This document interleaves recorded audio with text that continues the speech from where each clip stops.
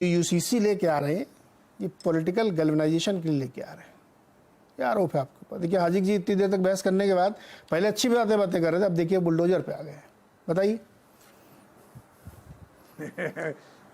नीरज जी, आपको और पैनल में उपस्थित सभी वरिष्ठ साथियों को हमारा नमस्कार। और जी नीरज जी, आपको और पैनल में उपस्थित सभी साथियों को हमारा नमस्कार। मैं बहुत ध्यानपूर्वक सभी की बातों को सुन रहा था और मैं नोट्स भी ले रहा था, क्योंकि अभी जो लॉ कमीशन ने कहा है कि 8.5 लाख से अधिक लोगों ने अपने अपने ऑब्जर्वेशन जमा किए हैं, और जब हम कहते हैं कि हम विश्व के सबसे बड़े लोकतंत्र हैं तो ये डेमोक्रेसी इन एक्शन है।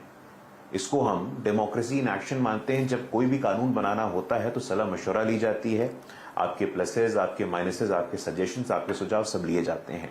अभी मैं सुन रहा था बातों को और बार बार ये कहा जा रहा है कि बीजेपी आरएसएस का एजेंडा है, बीजेपी आरएसएस का एजेंडा है। मैं बहुत ही विनम्रता पूर्वक आपसे आग्रह करूंगा, आप संविधान की बात करते हैं, संविधान का धारा 44 article 44 of the constitution of India, ये तो बीजेपी आरएसएस ने नहीं बनाया है। Constitution of India article 44 categorically बोलता है, स्पष्ट रूप से बोलता है कि स्टेट शैल एंडेवर, कोई भी स्टेट में गवर्नमेंट होगी वो ऐसा प्रयास करेगी कि यूनिफॉर्म सिविल कोड आए, पुरुष महिला में समानता हो, बहुविवाह समाप्त हो, ट्रिपल तलाक समाप्त हो। ये तो मतलब मेरे समझ से परे है कि ये मध्यकालीन मानसिकता को बढ़ावा देने वाले लोग, आज हम 2023 में बैठे हैं, जमाना कहां से कहां पहुंच गया है। हम दुनिया की 5वीं सबसे बड़ी अर्थव्यवस्था है, आर्टिफिशियल इंटेलिजेंस का जमाना है, लेकिन आज भी मुझे आश्चर्य होता है, मुझे हंसी भी आती है कि आज भी कुछ लोग ऐसे हैं जो बहुविवाह के पक्षधर हैं, पॉलीगैमी के सपोर्ट में हैं। बहुत दिन नहीं हुआ है अभी ट्रिपल तलाक से हमारी मुसलमान समाज की जो बहनें हैं वो कितनी पीड़ा झेलती थी, लेकिन ट्रिपल तलाक के विरोध में भी बात होती है। अब बाबा साहेब अंबेडकर ने जो कहा था, अभी एक वक्ता ने कहा कि भाई अंबेडकर ने इसके पक्ष में नहीं कहा था। बाबा साहेब अंबेडकर ने खुलकर कहा है कि ये जो पूरा वास्ट रिलीजन को मैंडेट देने की कोई आवश्यकता नहीं है, सबके लिए एक कानून हो। आप बार बार धर्म के नाम पे, जाति के नाम पे, क्षेत्र के नाम पे, भाषा के नाम पे जो बांटने का काम करते हैं, मुझे इस बात से दुख होता है। आप मुझे एक विकसित देश बताइए, यूएस, यूके, फ्रांस, जहां पे ऐसी व्यवस्था ना हो। चलिए विकसित देश को छोड़िए, आप मुझे एक इस्लामिक राष्ट्र बताइए जहां पे बहुविवाह के पक्ष में कानून हो, जहां पे ट्रिपल तलाक के पक्ष में कानून हो। आप नहीं बता पाएंगे। और इसमें स्टेक होल्डर कौन है? आपको किसकी बातें सुननी है? मुसलमान समाज की महिलाओं की आवाज कहां है? उनकी आवाज कहां बुलंद होगी? ट्रिपल तलाक में वही मौलवी बोलेंगे, वही मौलाना बोलेंगे, यूसीसी में वही मौलवी बोलेंगे, वही मौलाना बोलेंगे। बहुविवाह में मुसलमान महिला कहां है? Where are the actual stakeholders? हम आपसे ये पूछना चाहते हैं। देखिए नीरज जी, हम सबको याद है शाहबानो का जजमेंट आया था। शाहबानो के जजमेंट में सुप्रीम कोर्ट ने स्पष्ट रूप से कहा था कि तलाकशुदा मुस्लिम समाज की महिलाओं को मेंटेनेंस मिलना चाहिए। ये स्पष्ट रूप से ये देश ने देखा था कि मुसलमान समाज को की महिलाओं को भी मेंटेनेंस मिलना चाहिए जिनका डिवोर्स हो गया है। उसके खिलाफ कानून कौन लेकर के आया था?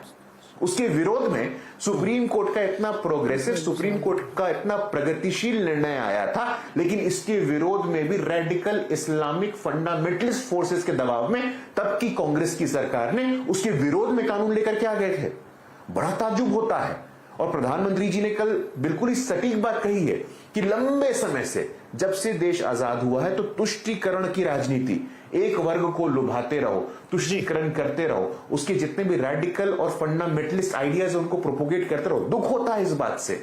हम 21वीं सदी में जी रहे हैं और 21वीं सदी में टॉकिंग पॉइंट्स ये नहीं होने चाहिए। टॉकिंग पॉइंट्स आगे की सोच होनी चाहिए, फ्यूचर टेक्नोलॉजीज होने चाहिए, सबको स्टेक होल्डर कैसे बनाए इस बात पे होनी चाहिए। जी सुमैया जी, दोबारा आपके पास आ रहा हूं। जब महिलाओं के हक की बात, इस कानून का मोटे तौर पे जब यूसीसी बनाया जाता है, चाहे वो हिंदुओं का या कहीं भी हो, कि राइट्स क्या होंगे, सक्सेशन राइट्स क्या होंगे, किसको कितना लाभ होगा, बंटवारा कैसे होना चाहिए, अगर लड़की है तो उसका कितना हिस्सा प्रॉपर्टी में होगा, यही तो इसका मूल तत्व है। और जब ये लिखा जा रहा था कि शायद उसमें 3-4 बार शैल लिखा गया था वर्ड, इसका मतलब होता है कि स्टेट की जिम्मेदारी है कि वो इसको लागू करे, लेकिन नहीं किया गया, क्योंकि किसी ने ही सोचा नहीं, या किसी ने डर नहीं किया, किसी ने सोचा क्या ज़रूरत है, काम चल ही रहा है, क्या ज़रूरत किसी को इस करने के लिए। तो जब ये अरशद मदनी जी कहते हैं कि मर्द 80 साल तक जवान रहता है, उन्हें 4 शादी का हक है, कैसा लगता है सुन के, कितना बुरा लगता है ये क्या स्टेटमेंट है। जी जी भारतीय जनता पार्टी कितने दिनों से सोच रही होगी यूसीसी लाने में, यूनिफॉर्म सिविल कोड, या महिलाओं को, लड़कियों को प्रॉपर्टी में हक देने के लिए। लेकिन इस्लाम ने 1450-1500 साल पहले इस चीज को लागू कर दिया शरीयत में कि बेटियों को बाप की विरासत से उनका हक मिलेगा।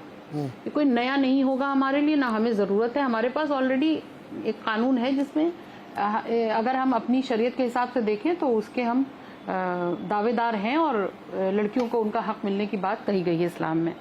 दूसरी रही बात 3 तलाक खत्म करने के डंके पीटने से, मुझे फायदा एक ये बताइए कि जो मर्द इकट्ठा 3 बार तलाक बोल के किसी अपनी वाइफ को फारिग नहीं कर पा रहा है बकौल सत्ताधारी पक्ष के, तो वो 3 महीने में तलाक दे देगा। भाई तलाक बिदअत है 3 बार में तलाक बोलना, मैं भी मानती हूँ, किनारे कर दीजिए। लेकिन जो शरई तलाक है उस तलाक को तो वो 3 महीने में करके फारिग कर देगा, एक चीज। और फिर मैं दूसरी चीज ये पूछना चाहती हूँ कि इस्लाम में प्रोविजन है तलाक का, दूसरी शादी का, मर्द हो या औरत हो। लेकिन दूसरे धर्मों में, खासकर अगर देखा जाए तो हिंदू धर्म में ऐसी कोई मान्यता धार्मिक स्तर पर तो नहीं थी। महिलाओं सती हो जाती थी, या दूसरी शादी का कॉन्सेप्ट बहुत खराब माना जाता है। तो लेकिन उसके बावजूद भी सबसे ज्यादा तलाकें किसमें होती हैं, बताइए आप।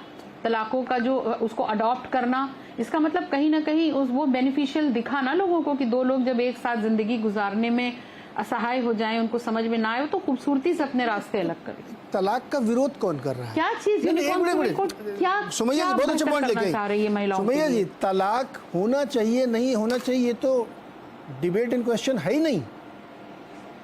अगर 2 लोग नहीं रहना चाहते साथ तो उनको तलाक ले लेना चाहिए, बहुत अच्छी बात है।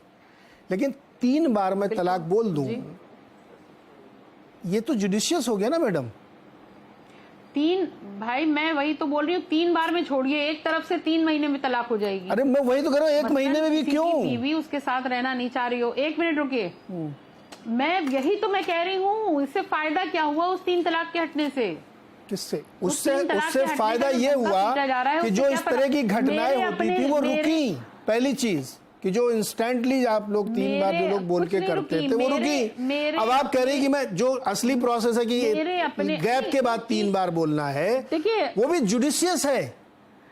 गुरुप्रकाश जी बताइए क्यों लेके आ रहे हैं आप लोग ये फैसला, क्या फायदा हुआ आपको? कि उस महिला को तलाक दी जा रही है, मेरी बात सुन लीजिए, उस महिला को तलाक दी जा रही है, उससे दिक्कत किसी को नहीं है, बस वो 3 बार में दी जा रही है, एक साथ तलाक। नहीं उसी से दिक्कत है भाई। महिला को अगर 3 महीने में छोड़ा जा रहा हो तो कोई दिक्कत नहीं, उससे भी दिक्कत है। गुरुप्रकाश जी जवाब दीजिए। मसलों का हल, गुरुप्रकाश जी मेरी बात सुन लीजिए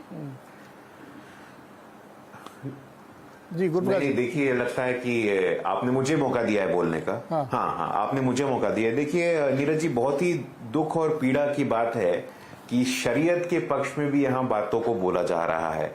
अभी मुझसे पहले जो वक्ता अपने विचारों को रख रही थी, उन्होंने शरीयत का उदाहरण दिया।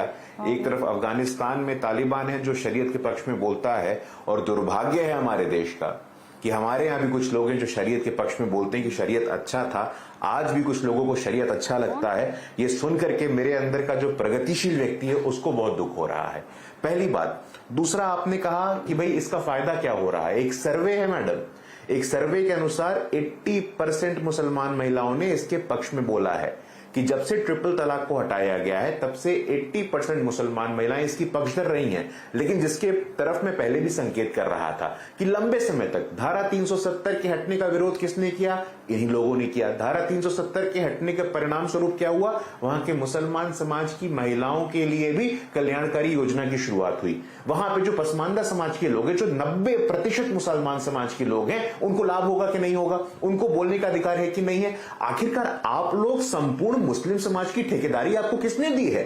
इन मौलवियों को, उन मौलानाओं को मुसलमान समाज की ठेकेदारी आप लोगों ने स्वयं घोषित कर लिया है क्या? सबको बोलने का हक है। आपके पास भी उतना ही हक है जितना एक पसमानदा समाज के व्यक्ति के पास हक है। आपको लगता है, आपको कुछ समस्या है, तो आप लॉ कमीशन में जाइए, अपना लिखित रिपोर्ट भेजिए, मिस्ड कॉल दीजिए। तमाम तरीके हैं जाकर के अपने बातों को रखने का, अपने विचारों को रखने का। लेकिन मैं आप हृदय की गहराइयों से आपसे आग्रह करना चाहता हूं, 21वीं सदी में शरीयत के पक्ष में आकर के तालिबान के समक्ष आने की कोई आवश्यकता नहीं है। आज भी बहुत दुर्भाग्य है, लेकिन हमारे देश का लोकतंत्र है, आप स्वतंत्र है, आप कुछ भी बोलिए, लेकिन मुसलमान समाज की महिलाओं को भी बोलने का हक है, उनका भी वॉइस होना चाहिए। मुसलमान समाज में जो पिछड़े वर्ग है उनको भी बोलने का हक है, उनके बिहाफ पे बोलने वाले आप कोई नहीं होते हैं। जी, मुझे छोटा सा ब्रेक लेना है, ब्रेक से तुरंत आके उस चर्चा को आगे बढ़ाते हैं। आभा जी और आदिक साहब और सरेश जी से बातचीत करते हैं। छोटा सा ब्रेक, तुरंत वापस आते हैं।